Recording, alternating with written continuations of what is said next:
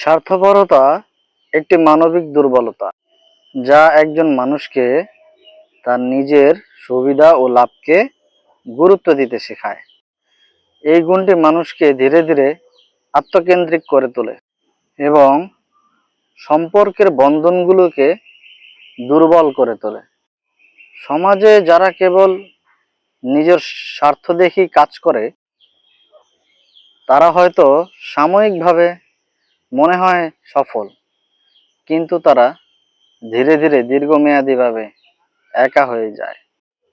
স্বার্থপর মানুষের জন্য পরিবারের সম্পর্কগুলো দুর্বল হয়ে যায়, দূরত্ব বেড়ে যায়, বন্ধুত্ব নষ্ট হয় এবং ধীরে ধীরে সন্দেহ বেড়ে যায়।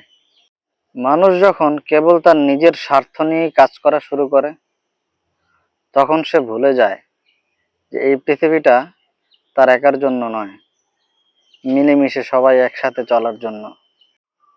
একজন ভালো মানুষ নিজে ভালো থাকার পাশাপাশি সকলকে নিয়ে ভালো থাকার চেষ্টা করে, কারণ সহানুভূতি, ভালোবাসা, ত্যাগ মানুষকে মহান করে তোলে। স্বার্থপরতা মানুষকে ক্ষুদ্র করে, অথচ ত্যাগ মানুষকে মহৎ করে। জীবনে শুধু নিজের কথা না ভেবে অন্য মানুষদের নিয়েও চিন্তা ভাবনা করা উচিত।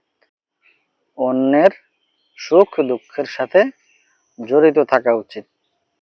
তবেই পৃথিবী হবে সুন্দর, নিঃস্বার্থ, মানবিকতা, সম্পর্ক হবে দৃঢ় এবং জীবন হবে আরো সুন্দর।